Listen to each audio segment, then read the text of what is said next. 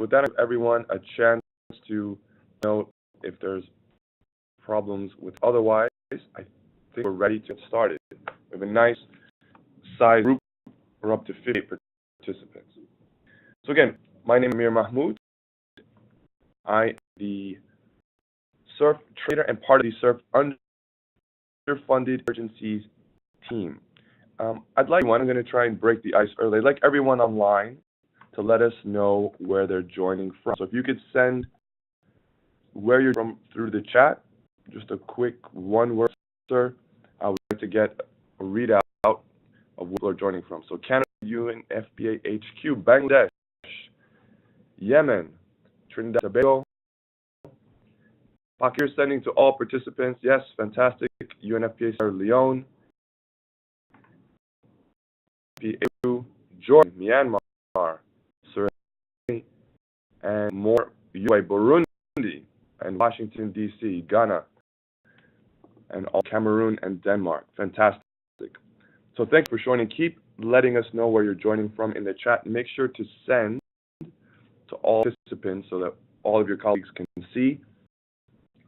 While you're doing that, I'm going to introduce colleagues in the room. I'm going to start with Marilyn from UNFPA and then go around the room. Over to you, Marilyn. Good morning, everyone. I'm Marilyn. I'm the UNFPA CERF focal point in headquarters. Good afternoon, good evening to colleagues. This is Ugo Daniels. Most of you know me already, but for those who don't, I'm the chief of the Humanitarian and Fragile Context branch at headquarters. My name is Katia Petion. I'm from CERF, from the Rapid Response Team. Okay, thanks. I'm going to hand it back over for a few words from UNFPA. Please, over to you. Thank you very much for joining. And also, because I've said this many times to you, either verbally or via emails, CERF funding is really important to us for several reasons. The first of which is that CERF this year was our second largest donor. Previously, CERF was our third largest donor. So being able to access CERF funding and increasing the CERF funding that we received obviously is a priority for us to deliver humanitarian setting. So that's one. The second reason why it's particularly important is that our ability to implement, first of all, to receive and implement CERF funds is a real proxy indicator for our humanitarian capacity and competence. And in fact, the CERF Advisory Board, which is made up of which includes all of our major donors, is able to see our CERF performance and get a sense of how competent UNFPA is as a humanitarian actor. So good CERF performance is critical for us as UNFPA. And because of that, we've been organizing the CERF webinars. The first webinar focused on the process of accessing CERF funds, emphasizing how important it is to be part of the prioritization process.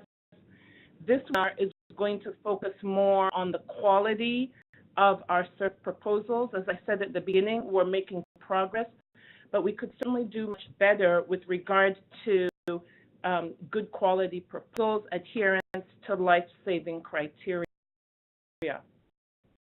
Something to highlight is a 25-day benchmark for ensuring that we have disbursed, that the first disbursement of the CERF grant has been made, and delays in being able to disburse our CERF funding really undermines our ability to say that we are a credible actor responding to critical needs.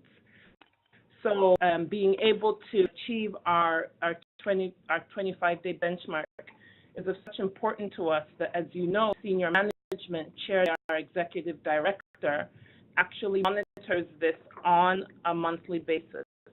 And then maybe the point I'd like to make is that CERF is our second largest donor. Yes, we want to make progress in the amount of funding that we are receiving. We want to have better quality proposals. But even with all of that, there are certain restrictions around with regard to the CERF. So I just want to remind you to be sure to use our emergency fund at headquarters, able to complement your CERF funding for the interventions that are hired, but which cannot be covered under the CERF. And so with that, I'm going to stop because you're on this call to listen to me, on the call to listen to our colleagues from the CERF Secretariat. So let me say thank you and hand over back to Samir. Thank you very much, Ugochi. Some very, very important points, and we're going to touch on many of those. So let's talk a little bit about what we're going to do today, and we really need your involvement. As I mentioned, we're going to be asking you some questions through the chat. You've already practiced the chat, so keep that in mind as we go through the presentation. We're going to start with an overview, the relationship between CERF and UNFPA, look at CERF's life-saving criteria and how that makes CERF unique, and there's a niche to be found within CERF. A checklist, a very useful new tool that the team have come up with that we think we've looked at together should help in your CERF proposals, and specifically for the surge participants who will be practicing a lot of what we talk about today. Look at the key takeaways from today. We need to hear from you what you think the takeaways are, and then we'll leave some time for Q&A. Usually one valuable part of all the webinars I've done. What is the relationship between CERF and UNFPA? Well, in part, you can see the trend has been, and as Ugochi mentioned, CERF has become an increasingly important donor, well, I'd say a hybrid donor to UNFPA. So in the chart, you notice an upward trend. In 2016, CERF contributed 23 million, and in 2019, a small dip, 21 million, and as of 3 days ago, 8 million for 2018. So a clear trend. Now, between the blue and the orange yellow colored bars is the response type grants. This is one, what we call window, and underfunded emergencies. Now, most surge participants are going to be surged out and will be primarily focused on rapid response grants. Rapid response grants are really what CERF is known for. Funded grants are something we're a little less known for, but I think a very unique aspect of what CERF does. So what is the difference between underfunded and rapid response? Well, in the short answer is three things. One, rapid response grants are for new emergencies. We recently gave funding for Papini, for other emergencies. It's a 6-month frame, very, very short time frame. So that really has a huge effect on the planning, on the project proposal writing that many of you will be doing in the simulation. And it's initiated at the field.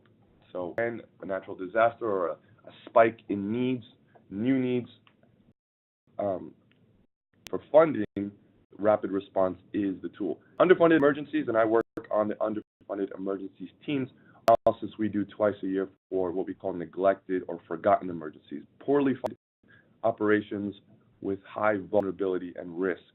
And this is a several-month analysis that Maryland is lucky to be a part of every year. And these are for 9 months. So already a much longer time period than rapid response. And one of the most important things, and something that some people sometimes forget, is that they are initiated at headquarters. You cannot apply for underfunded emergencies. We shift our focus slightly to rapid response. So many of the things we discussed today will be about rapid response. Criteria. What is the life-saving criteria? This is a criteria that helps CERF program officers like Katya and myself determine if projects are eligible, if the activities are eligible. So this helps go down to really the activity level. Now, if we look at the first page of the life-saving criteria, final 2010, and there's just bullets I want you to pay attention to, and those are the three. The purpose of CERF to promote early action and response to reduce loss of life, enhance critical requirements. So it's important to this is early jumpstart money in the onset of the emergency, and then core elements of humanitarian response in underfunded crises. And that's more to do with the underfunded emergency grants I just spoke about. The picture on life saving, Maryland decided we need to zoom in a bit on what that means for UNFPA. And I'm taking an excerpt from one of the pages of the life-saving criteria document.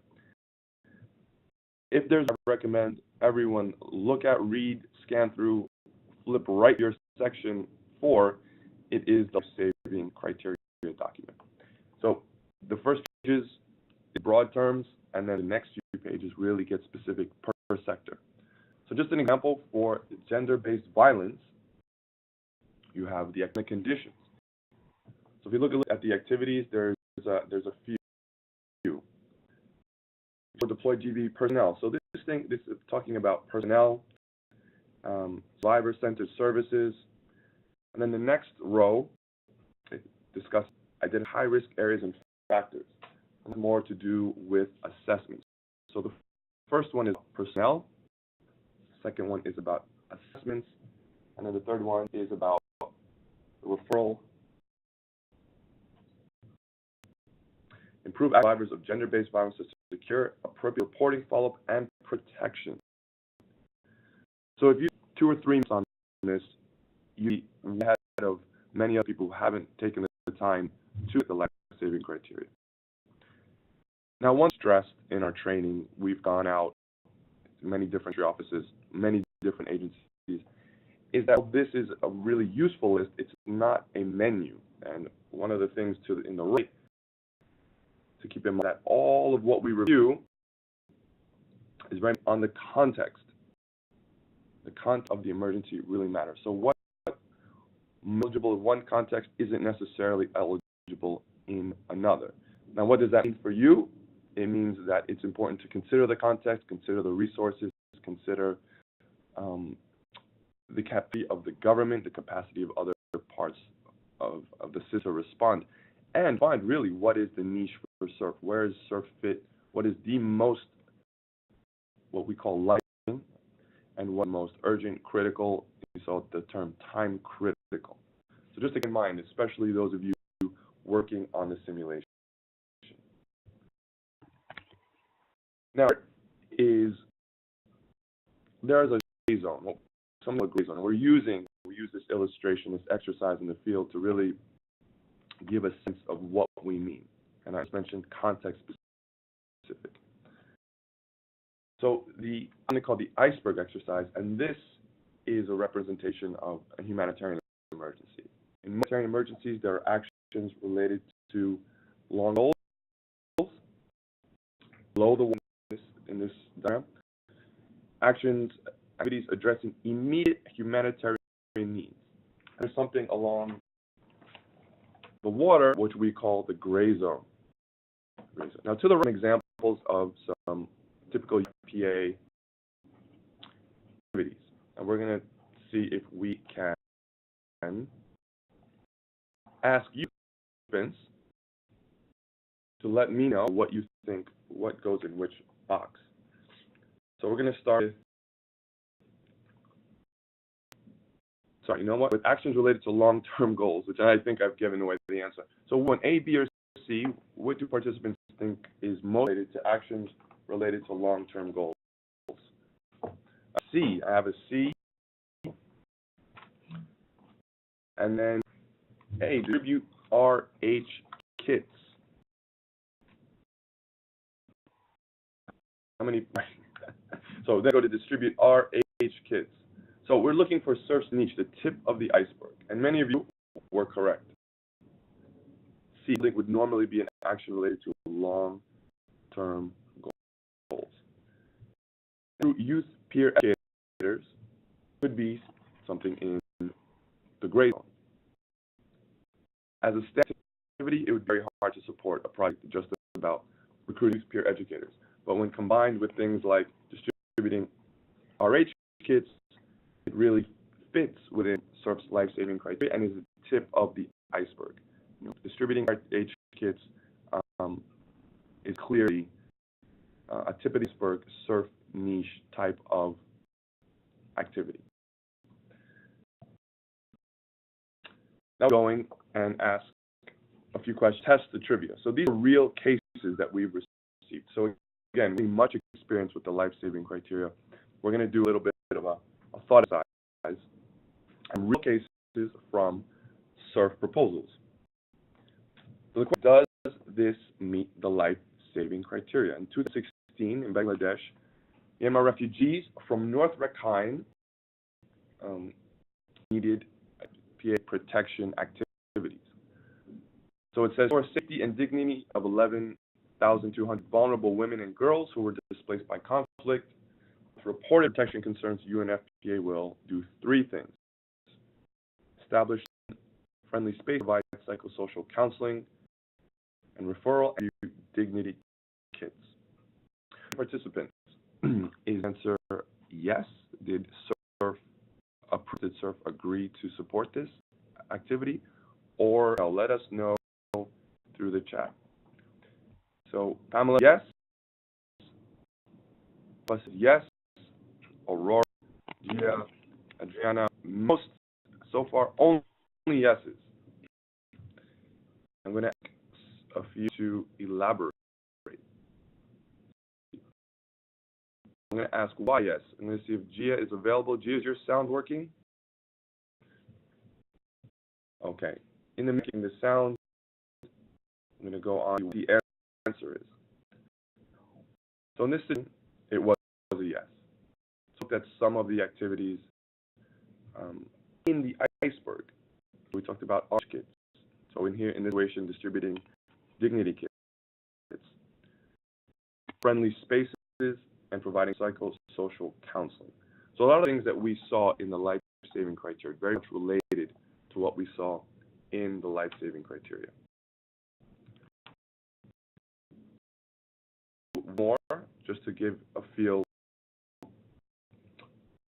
of what's life. Again, these are real examples from the CERF. 17, in Libya, the system collapsed due to protracted conflict required reproductive health response, and is to reduce avoidable maternal and neonatal mortality and morbidity in conflict-affected areas of Libya. As UNFPA will do two things: deploy mobiles with RH kits and provide medical supplies, equipment, and technical support to primary healthcare services. So again, as participants, is this a yes or is it a no? I'm going to scroll down, and I see several yeses. From Elena, Jonas, Lawrence, Saeed, Louise, Lubna. So many people think yes. Does anyone think no? Let us know through the chat if you think no. Mahzan, if you are available to elaborate on your question. Moment. Mahzan, do you have audio? If you just know why you said no. No, because it is a protected conflict, and I think the mobile team somehow is not sustainable, and I think it may be integrated, ensuring that existing health facilities provide reproductive health project. I think you might useful. Very good points. Protracted crisis may be an issue. Perhaps longer term. Well, in this situation, I'm just going to give the answer away here. The answer is another yes, and we'll get into a little bit of why. So in response, what's important is to have a trigger. So yes, it was a protracted conflict, and you got kind of a snapshot of a much bigger proposal. But in this case, there was a spike in needs. There were needs that exceeded planning. So for you in the surge training, really think about what are the needs that are beyond the regular programming, the current costs, the existing plans, the plans that are already in an appeal. How has the caseload changed? And there were some spikes, and there was a real collapse. Deterioration situation is another aspect of a trigger. So I think you made some good points. Hassan, this in this particular case, it was a yes. And again, the type of activities, I think context you pointed out was, there was some clues about that, but the types of activities, deployable health teams with kids, providing medical supplies, equipment, and technical support to primary healthcare facilities were strong activities. So thank you much for playing along and for trying to yes or no. Life-saving criteria looked kind of big picture, and we want to get a little bit specific. And I'm looking to such participants who are going to be using this information right away, but anyone who is going to be asked to do a CERF proposal, which for me it will happen. It's just a matter of when.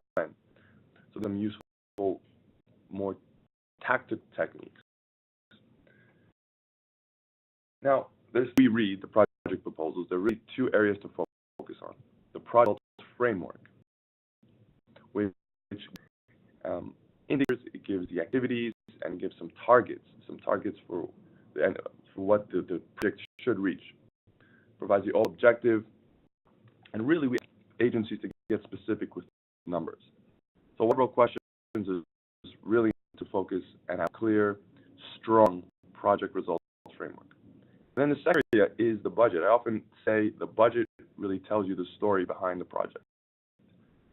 Sometimes supply gets some costs in a budget that we didn't see in the rest of the proposal, so it brings up some questions. So really consistency between the and the project budget. So again, when I mentioned a checklist to help you really build a strong project results framework and a project budget. But before we do that, I'm going to get a little more specific about the budget. So the budget, there's many questions. We often receive the most feedback that there's challenges with our budget, and send the most comments back on us about the budget. So these are 3 things I've extracted from a very good project guidance that lives at the very end of the template. But some common challenges people have. Because of staffs were directly involved in the implementation of the project. Now, coming from Maryland, the UNFPA sometimes and often doesn't include staff costs, and this is an opportunity to include the cost of staff to support implementing the supplies, the distribution of the RH kits, the management, the coordination of projects. In cases other agencies have problems by putting too high staff costs, UNFPA seems to have a slightly different trend. So we need to put them, but following the guidance so that there's very on the staff and making sure that they're related directly with the implementation of that particular project. Now, providing a unit and unit costs seems so straightforward, but many are surprised at how many mistakes are made or just missing information. The unit is not available, the quantity is not there. I mean, this is really budgeting 101, so it's important to be very clear on the unit, quantity, and cost. And then partners. Story F, when you do get to the template. It's important a description of the partner's outputs and a general breakdown of the budget. A little bit of what I'm talking about might be out of context until you pull up the budget in front of you, but if you remembering one of these 3 things, then I think you've been successful. Again, include costs directly involved, abstractly involved, and include the costs. Don't miss the opportunity. Provide unit and unit costs, really budget 101, and then describe what partners doing. It's not just a one line with several thousand in costs. CERF know where is this money going. Donors are ask us very often how I'm going to partners and what is being done with the sub-granted funds. So in the big picture, we've looked at the life-saving criteria. We've done a few quizzes, a few trips, and also gotten a little tactical on how to approach a proposal, a CERF project proposal. Now, again, we, meaning mostly men, with a tiny bit of help from me, have come up with a quality review checklist. So we're going to look at the checklist, and participants use the checklist. 100% use the checklist. So I'm going to bit, and then I'm going to hand over to Marilyn, who knows the ins and outs of the checklist. So the overview is quite clear.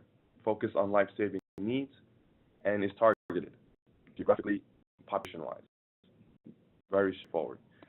And then fits within CERF's niche. Jumpstart to response. And again, we don't have CERF experience quite yet. It's a multi-agency request. So in Papua New Guinea, earthquake, we had requests from 5 or so different agencies who have approximately $1 million. So there's decision making around that $9 million. So it's not in a vacuum of just UNFPA.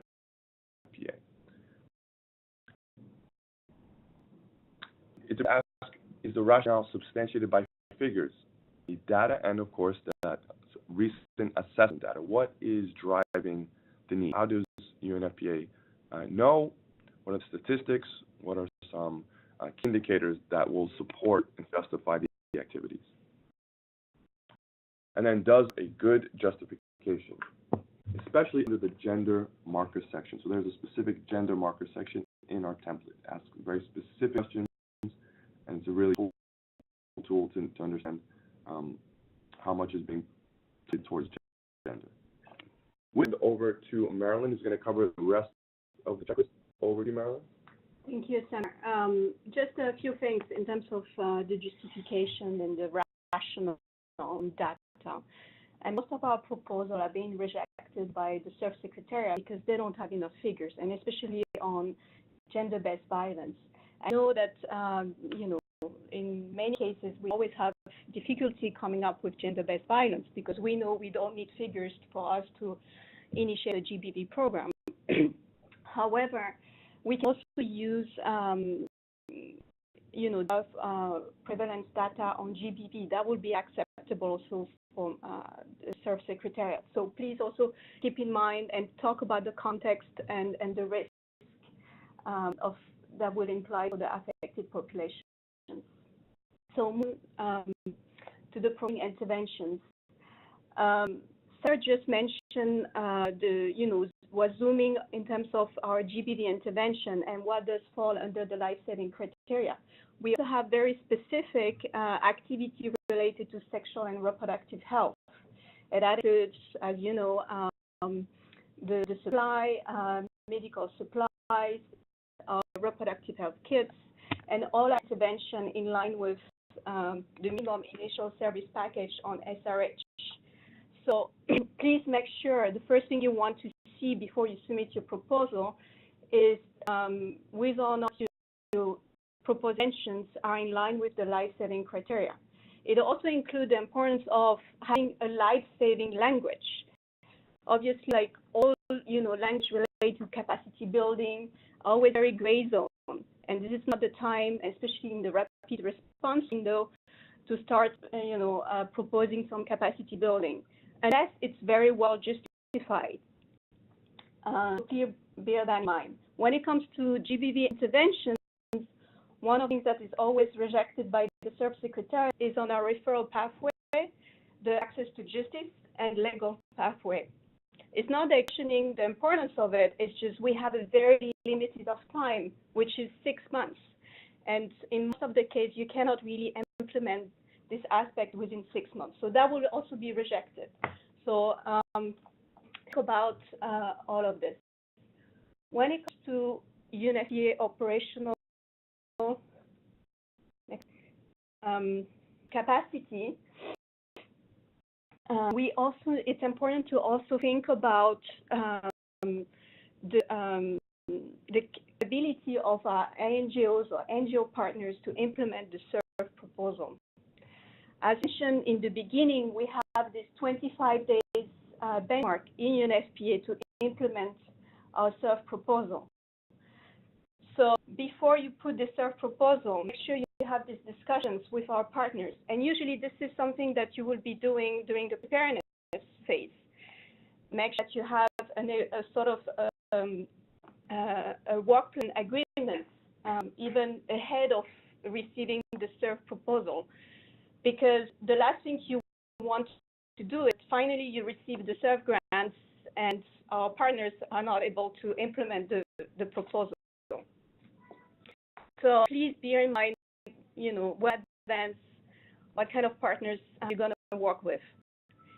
When it comes to the reproductive health kits order, many times we see county office submitting a very large amount of RH kit order, but then all of a sudden we have delays because we don't have, there has been check with our procurement branch in terms of the availability of these kits.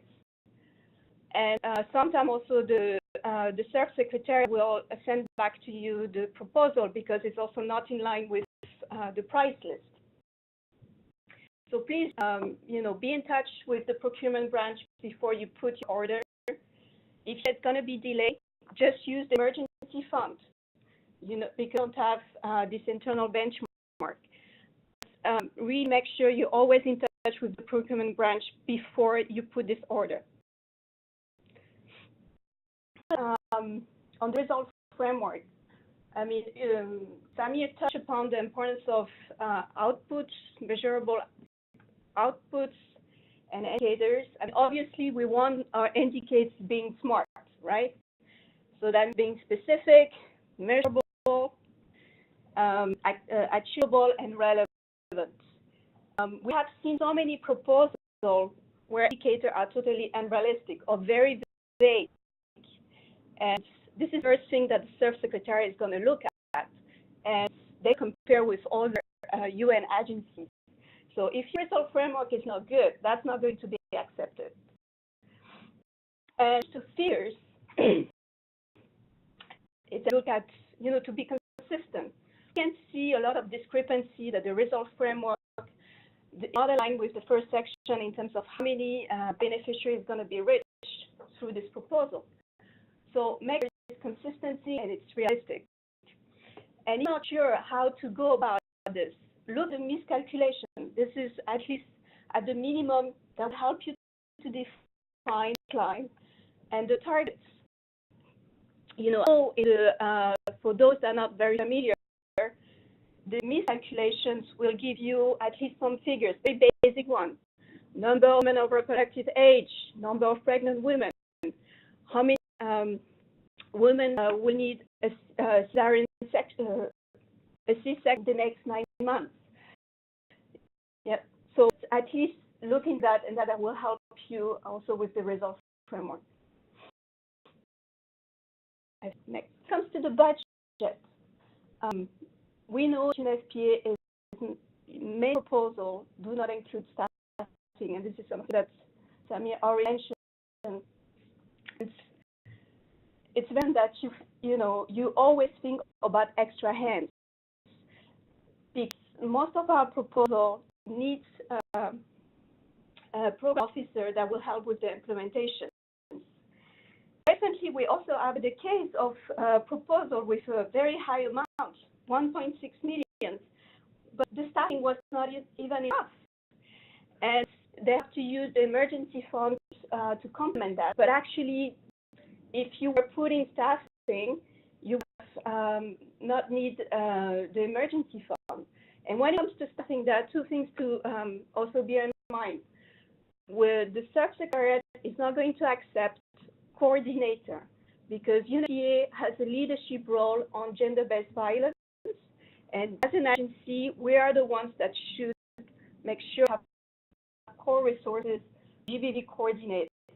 However, they will accept GBV program officer or sexual and reproductive health technical advisors. So please make sure this is including in your proposal. We're talking about, and yesterday we're also making a comparisons with other agencies. And in cases, we have UNFPA putting a very small amount. So I don't make sure you put $100,000. However, bear in mind that the global average for all the agencies is 1 million. And we are making progress in putting proposals that with high amounts. I mean, you see, it really depends on the country context and the emergencies. But please, don't be shy. Put the proposal that is realistic, but also is consistent. Because again, we're always being compared with other UN proposals. Speaking of comparison, you need also to look at other proposals that you have submitted to the CERF before. We know that many of you are very familiar with the CERF request, have sending many requests, but the CERF secretary is going to look back of what you have been proposing before, and I mean, obviously, if it's the same thing again and over, they will also raise questions. And also think about, be in touch with your UN agency counterparts in the field. Make sure there is no much overlap, because the first thing that the CERF secretary is going to ask you is to have a joint proposal. And joint proposal, a few things also you should know. When a joint proposal is not one agency taking over the other one, it's just a relation of doing an activity together. And it means that each agency will receive the CERF grant. It's not one agency. So we have these questions coming up very often. But please always making sure you're in touch with your counterparts in UNICEF, especially when it comes to gender-based violence, UNHCR, RH with WHO.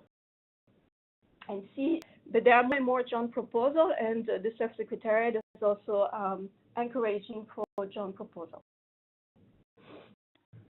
Okay, thank you very much. Marilyn, I have some good questions in the chat, so that means we're going to go quickly through some of the trivia, some of the final end of the webinar trivia. So some questions that Marilyn and I discussed for the audience, and LK, we're going to get to some of your questions. Question to participants, again, more yes, no. Can CERF be given from one UNAG to UNFPA? And guys, decide on the chat. Is it a yes? Is it a no? So, for example, can WHO receive money in Somalia and they turn around and say, UNFPA, don't worry, we got you. We're going to give you some funding. No need to apply. So many are saying no. I see you no's on the chat. Jose and others. Henry, Una say no. So if you speak to agencies and they are making commitments like this, there's probably a little bit of a lack of understanding of CERF. CERF grants cannot be subgranted to another UN agency. So one of the big things, one of the big messages, which we said about a year ago, is get a seat at the table. Get a seat at the prioritization process table. If you're not, it creates massive problems. It's really a big uphill battle. So it cannot be subgranted. However, CERF grants can be subgranted to an implementing partner. NGOs, governments, several implementing partners, however, cannot be to another agency.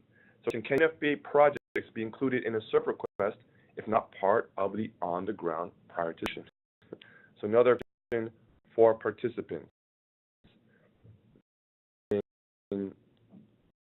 Several no. Okay, Laura, no. Others say no. Oswald, no. So the answer to this one is a clear no, when we just discussed why. Like I keep referring to the example, natural disaster or spike rapid response situation. Multi-agency request to CERF.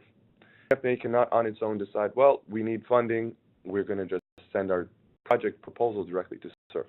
There's a process often managed by the OCHA office in that country, or RCO if there's no OCHA, and it is the responsibility and the person accountable is the RCHC. So that person who makes the final decision on what the priorities are. But again, have a seat at the table, get a seat at the table, and make a case for including large-sized projects. I've worked this for a long time, and the smallest projects tend to come from UNFPA. Again, there's a short implementation time, a lot of work that goes into this. However, ask for what's necessary, ask for the full amount, and something that Marilyn and I talked about yesterday. Don't be shy. Don't be shy when asking.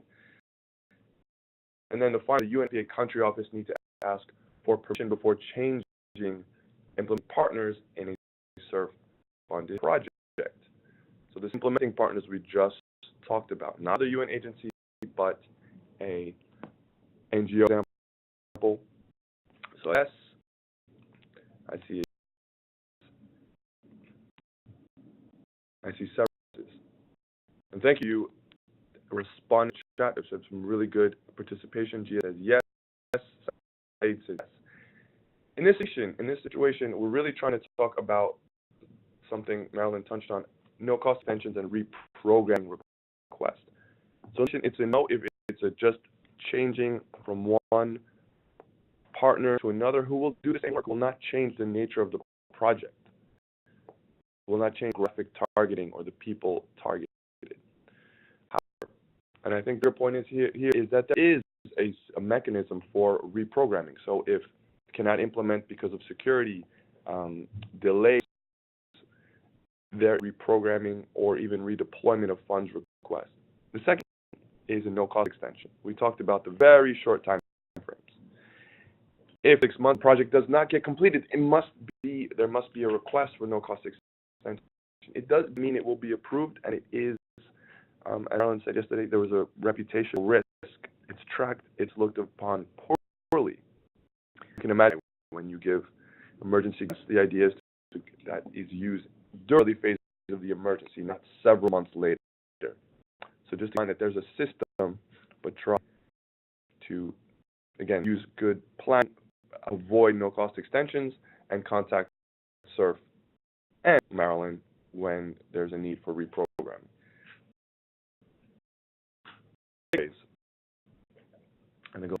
Key takeaways, we've covered a lot of different things. I'm going to go over them quickly because I want to leave more time for the Q&A. I have a lot of great questions on the chat. Life-saving criteria, read it, look at it, look at the GBV. There's also a section that I didn't get to because of a lack of time on RH interventions. So make sure to use that tool. Look at the parts of the template, project results framework, budget, and then there is a gray area in the life-saving criteria. Finally, use the checklist. Use the checklist that Marilyn has come up with specifically for CERF proposals. Now, resources, cerf.un.org, our website, you can look at your grants and see the date they're approved, the date they're dispersed. It's real-time connected to our database. Contact Marilyn and myself. I strongly encourage people in every webinar to contact their UN agency focal point with questions. Let's ask a small question, no matter how small or unimportant you think it is, and get an answer instead of sending a proposal with mistakes, with a misunderstanding, and delays in that grant. And then over to Marilyn for just a few final words on that. Yes, thank you, Samir. Just a few things in terms of reviewing the quality of your proposal. I mean, your first port of call is the regional office, and in each regions you have a regional humanitarian coordinators that will also help you in finalizing your CERF proposal. My role is more in terms of if there are any specific questions, you're not sure about a life-saving criteria, you're not sure about issues related to implementing partners, and all the next that come along with the implementation of the CERF. Also, the CERF secretary will alert me when a proposal has been rejected or have many comments, and it has gone like through 1 or 2 rounds of feedback with the country office. And we'll be in touch with the concerned country office to make sure that the final CERF proposal is acceptable. Really, when I come in is more because there have been a lot of concern raised by the CERF secretariat. I also want to bring your attention to some resources that we have also in UNFPA. We have a specific guidance note on the timely disbursement of funds, and this relates to this issue and the importance of the 25 days benchmarks for the implementation of CERF. And please have a look. There are many tips in terms of what to do, and especially in the preparedness phase. One of the things that also help in speeding up your disbursement is the of activating the UNFPA fast-track procedures. Will help you in having spinning up your procurement, the finance, also your on the programming interventions with implementing partners, and on many resources to make sure you have those people that you put in the CERF proposal being recruited very quickly. And on, as Hugo mentioned, we also have now very specific guidelines with the emergency fund reserve. It's also available in UNFPA resources under the PPM. And if you look for a good CERF example and practice, please also look into the Search Community website. And for those colleagues that will be participating in the search workshops, please look before coming to Brindisi. You will see some of the CERF proposals that qualify as good and acceptable, and that will give you an idea of what is expected. Okay, this is the end from end, and perhaps we can move to the Q&A. Thanks very much, Marilyn. We are going to move quickly to the Q&A, and I want to see if Naomi is available. She has some actually excellent questions on the chat, so I'm going to look for you chat and see if I can unmute your microphone. I'm looking for you now. Okay. Naomi, if you can elaborate on some of your really good questions on staffing costs, go ahead. Over to you. Yeah, can you come up a bit? I hear you loud and clear. Go ahead. Yeah, we can hear you. Please go ahead. Yeah. Okay, I have a question on the plan for human resources, because it's happening in DRC frequently that we redeploy national staff because we have big teams. It happens that you are dedicated to the project for a while, and as we are having many challenges in recruiting, in particular GBV specialists, for example, I have 2 months in Kasai and similar activity dedicated 100% to the CERF implementation. So at the base in the office, if we can share this kind of human resources and submit a proposal, because the experience is that in general the recommendation is to recruit new staff. I don't have the feeling that the CERF is against that, because sometimes we did, sometimes there was no comment, and other agencies like UNICEF, they regular changes emergency specialists on CERF funds. So what was my first question? And one other thing in selecting the IPs, general as the recommendation of areas of project, everything, and the priorities of an activity decided by the intercluster and by the clusters, I think that is very important, and when we communicate on that to avoid any frustration, in particular we manage 2 working groups. Okay, very much for the questions. I understand you had your main question is whether or not CERF can fund existing staff or only new staff that are searched out. And I know this question was sent privately, so many of you don't see it. The question is, CERF can support staff, existing staff who are going to be working on the new emergencies. So I think that's the short answer. New staff, yes, of course, can be funded. And then there's a rule of thumb, kind of a little less related to the type of staff, but the proportion. There's a rule of thumb of 10 to 15% of the sub can be staff. Now, we looked at the life-saving, we looked at some of the guidance. It really needs to be staff relevant, the most relevant, who will be working on the risks of this particular emergency. There is room for that. The second comment was about involving the clusters, absolutely, on all decisions. So each prioritization, this is not just a UN agency decision, but should involve cluster partners, cluster leads, NGOs, even parts of the system that won't receive CERF grants at all, whether directly or sub-granted, because we are supposed to be and are supporting coordination. So many thanks for your questions. I'm going to get to a few more questions that I saw in the chat.